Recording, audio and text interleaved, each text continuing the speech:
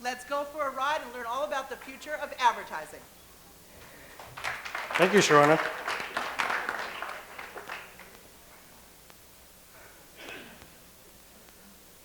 Right, thanks, everyone. Looks like we're standing between you and having a good time. So always great to be the very last speaker on the panel. My name's Ken Mallon. I'm the head of Yahoo Ad Labs.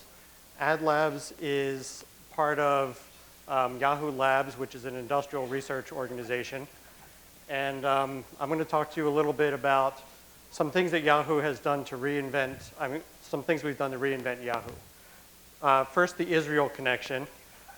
Yahoo purchased an Israel company called Dapper, which Ross can tell you a bit about. And in addition, Yahoo Labs has an office in Haifa. And it's a very productive office. They're doing very interesting research and search and email and other things. But let me go ahead and kick it off. I want to get through this quickly. After I present, some others will have a couple of slides. I've prepared some questions, but if there are questions from the audience, we can interject those as well. So I joined Yahoo a year ago. So this candle represents my 1-year anniversary. I joined a year ago. It's actually my second time working at Yahoo.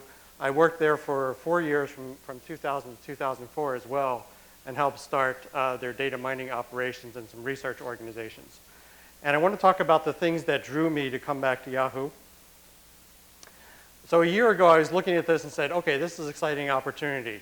Yahoo's got 600 million unique users. It's a beloved brand. It's #1 in a lot of categories. It's a premier digital media company. So if you look at various categories in the US, mail, finance, news, et cetera, #1 in 13 of those categories. Great relationships with advertisers. All these things got me excited. Lots of data on people. You know, I'm a statistician and mathematician by training, so I love data. But what really got me excited is the Yahoo Labs organization, which, trying to forward.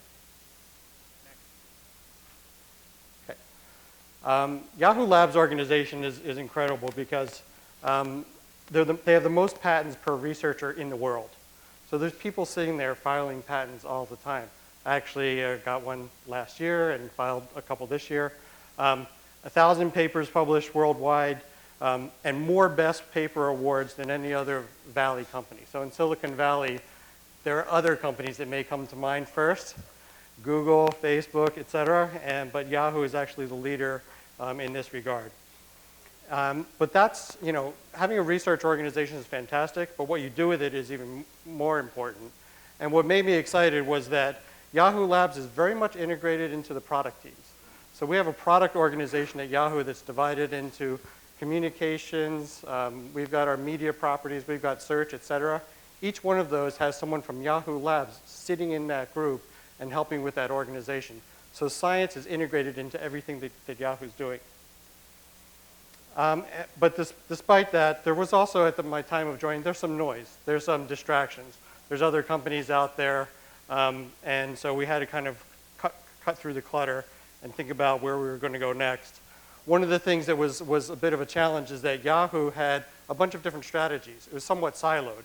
So there's a communication strategy, a search strategy, local, et cetera. And so the Yahoo management went and had an offsite last July and August. Probably should have gone to Israel, but we stayed in Sunnyvale and had an offsite, and we wanted to come up with a unified plan for Yahoo and a real strategic vision. And we wanted to, the audience for that vision was going to be Yahoo engineers, scientists, product people who frankly are a little bit geeky. So we wanted to come up with a good way to communicate things with them.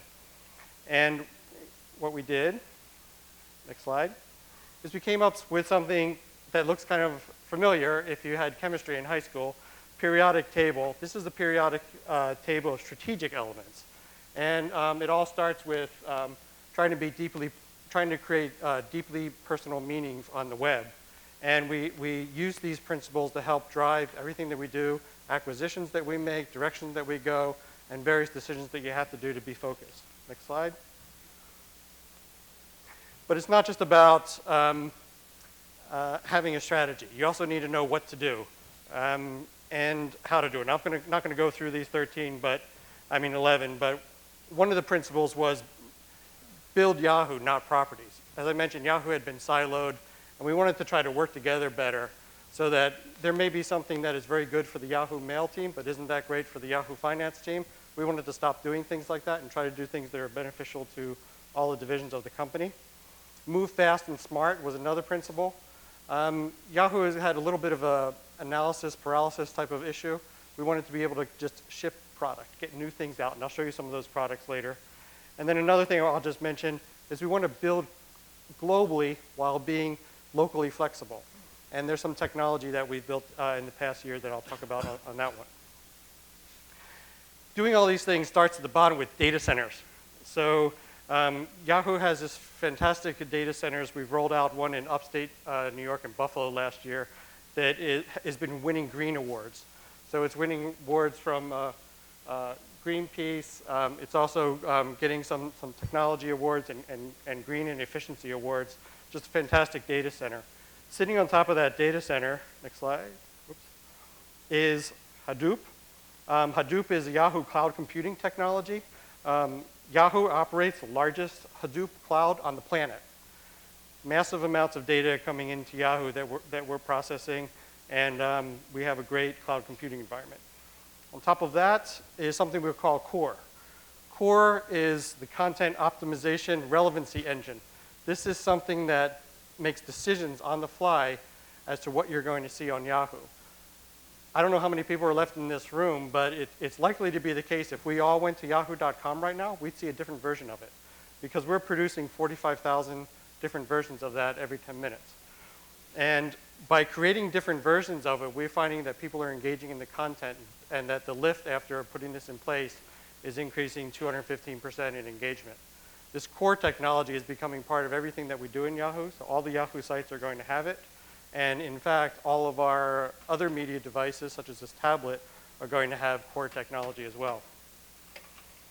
I won't talk about the Yahoo publishing platform or the ecosystem because of time, but we are creating a publishing platform that allows non-engineers to create versions of their websites that are local. And it's not cookie cutter. We call this the Yahoo Publishing Platform, and internally we refer to it as Lego because it's basically building blocks that let people to build whatever they want.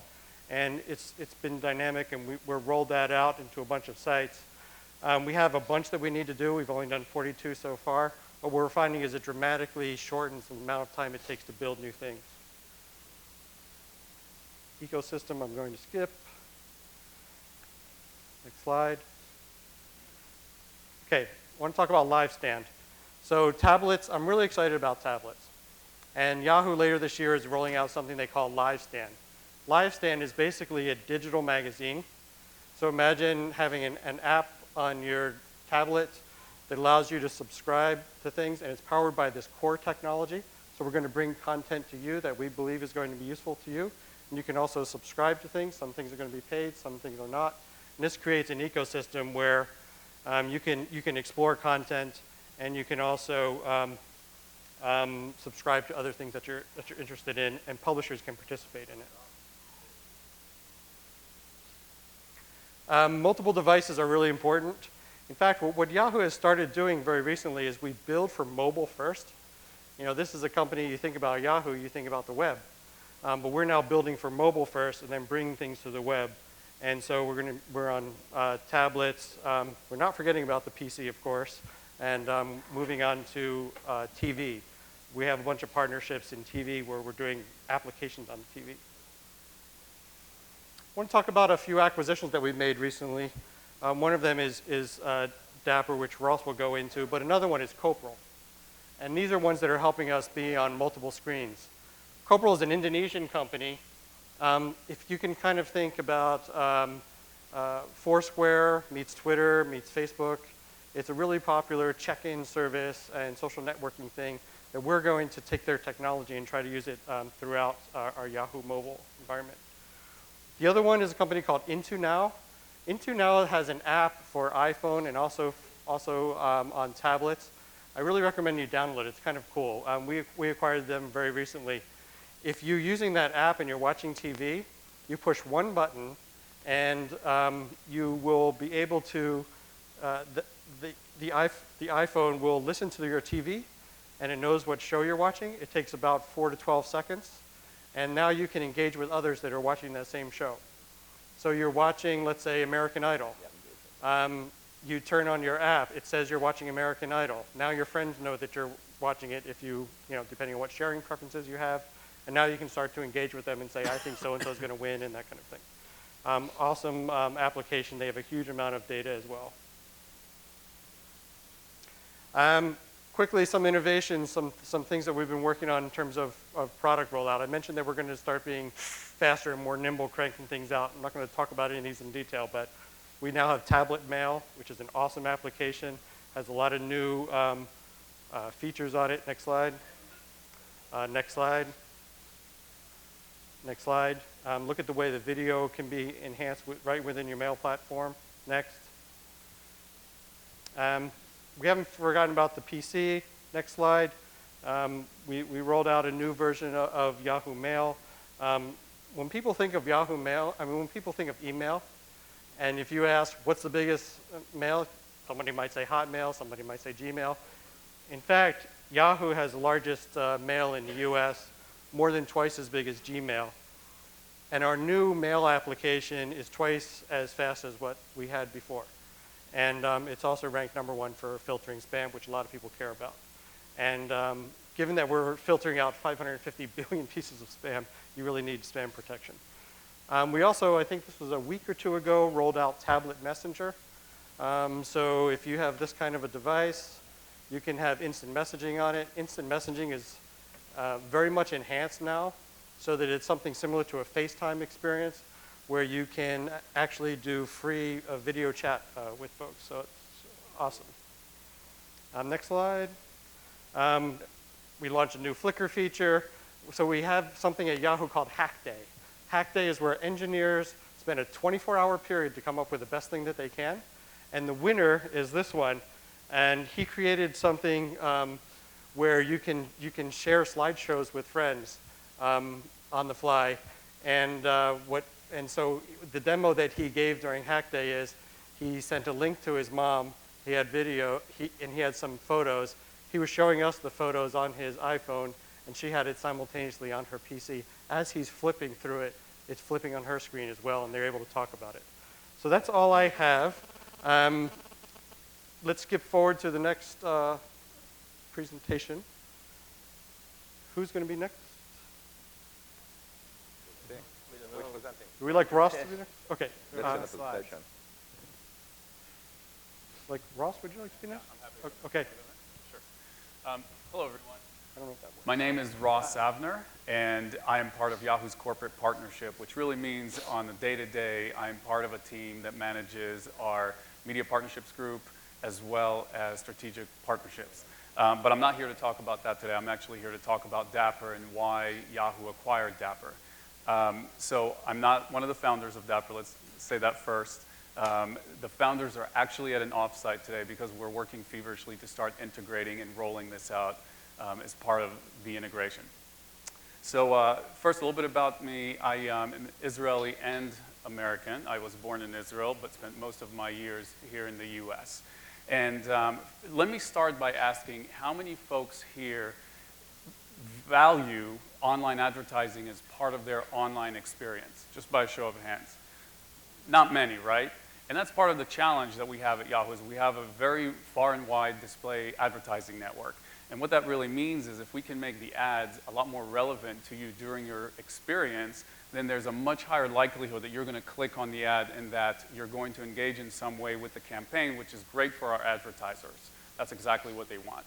The Dapper story is a very interesting one. It actually started with Eran Shir and John Azen, who basically said, we want to change the web.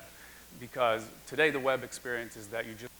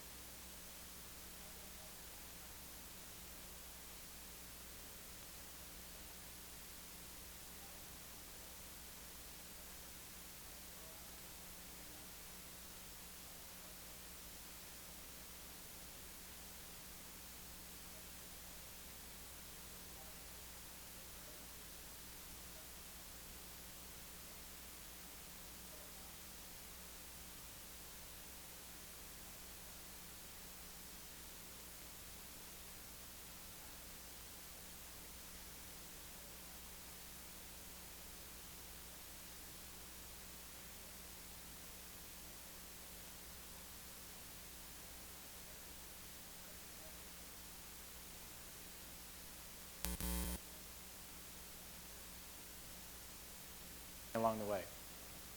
I think I've basically said this. One thing about eliminating waste.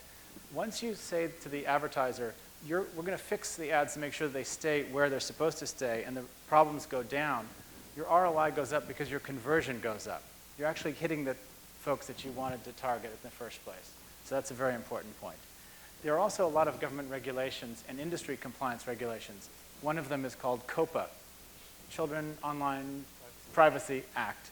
That means Coca-Cola and people who sell sugary things aren't supposed to be selling, for example, to children under 13. And there are a number of sites who target children under 13. Hence, there needs to be a way to find that they're not on those sites. These are kinds of things that are coming. There's a lot, obviously, in the privacy realm that we may discuss later in this area. DoubleVerify also has solutions for that. Then I'm going to talk about scale. Scaling is the biggest thing that VCs like me are looking for. And Israeli companies have had trouble, and they've had some success. DoubleVerify is a giant success in terms of scaling. From a standing start when we invested of 2 people, 2 founders with no product, they're now doing 35 billion impression verifications per month. They have about 200 of the Fortune 500 as their customers after only being in the market for 20 months. And we have all 4 of the major networks, Google, Microsoft, Yahoo, and AOL certifications. And with that, I'll stop and move it on to the next partner.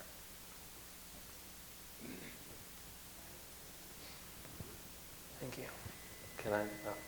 So hi, I'm Oren. I'm the CEO and co-founder of iView. And what we do is we provide personalized video advertising. And we're in the market for around 3.5 years.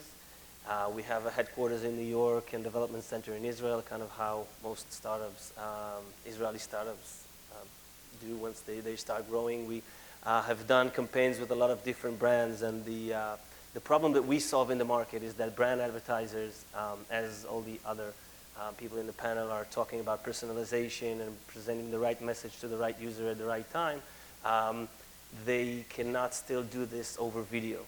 And when I say video, I mean either it's TV or PC or mobile, all over the screens, and they can't personalize video advertising. And market is a bit more seeing, since it's coming from TV, it's coming from cinema, then there's always like one ad, you know, this halftime Super Bowl ad that everyone is seeing.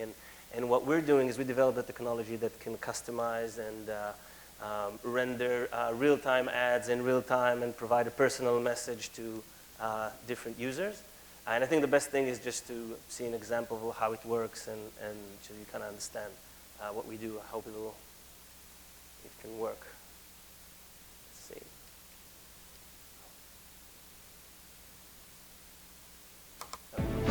This is the example of 2 different ads at different times. This is a movie trailer. Different times, different locations.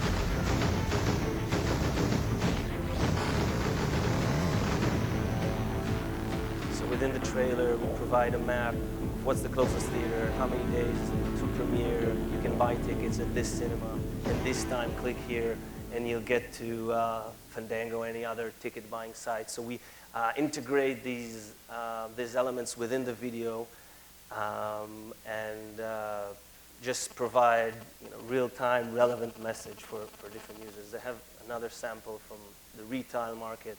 This example is a campaign we're running with Lowe's, where we, depending on where the user is, what's the weather outside, and what's the closest Lowe's store, you'll see a different experience. So this is 2 different ads from a lot of different ads that we create. Hey, Dad. Me again. Hey, where can we get a good ladder? Are you on the phone? Need help?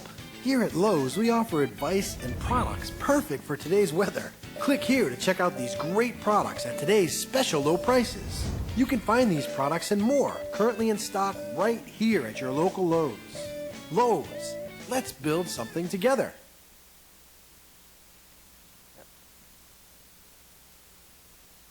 You guys? I think, So for our two remaining panelists, why don't you just give introductions, say a little bit about yourselves? Yeah, actually, I decided not to go with the presentation because, to be honest, I actually believe that each one of you can actually go online, go to Tommy.com and learn everything about us. So why waste the time and show your panel, show your presentation? Sorry about that. Talk briefly about Tommy. I think that you all heard that we started instant messaging. It was 96. And if you all think about it, the idea about instant messaging, forget about the technology. The real change or the real success was social. It's people actually, and you guys actually talk with each other over instant messaging. And that was really interesting for you guys because it was really relevant to you. The content, which is the message that your friend sent to you, was really interesting. Later on, when I left AOL, which acquired ICQ, I thought, okay, let's see how we can get the same experience to online marketing. Think about how companies, brands talk with the customers. So up until a few years ago, the only way for brands to talk with the customers was one, email, spam. Second, direct email in your mailbox at your house, spam. Third one was telemarketing, which we all hate. And I'm sure there are a few more ways. So what we decided, I looked on to say, hey, the way that companies need to talk with their customers is over the advertising space. We are exposed to advertising space anyhow. We'll take this space and make it way more relevant to you. So we came up with the Tommy, which actually stands for Direct One-to-One Messaging Infrastructure. And it was also a 6 letters domain that was free. So actually the name came before the meaning, to be honest.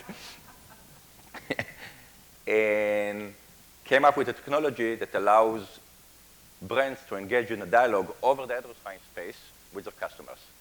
So the ad becomes really, really relevant to you. I will give a very simple example. Let's go, you go to an airline company, look for a flight from London to whatever, New York. You don't buy the flight, you don't end up in a transaction. Why not for the next, let's say, a week or a few days before you actually planning to fly, we show you an advertisement from that airline company with a special rate for you from London to New York.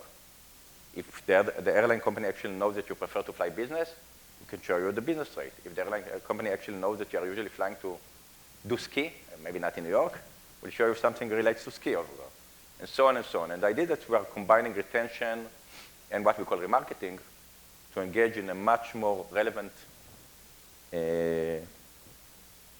conversation with your clients. Started the company in 2000 in Israel, moved to the States in 2003. Over 200 employees now, working with the majority of the top 100 retailers, and mainly having fun. Yeah, thanks. So I also didn't prepare a presentation, and the main reason is that I'm lazy. Sorry for that. But Amobi is a very simple story. We are doing exactly what the rest of the group are doing, advertising, but we are doing it on mobile.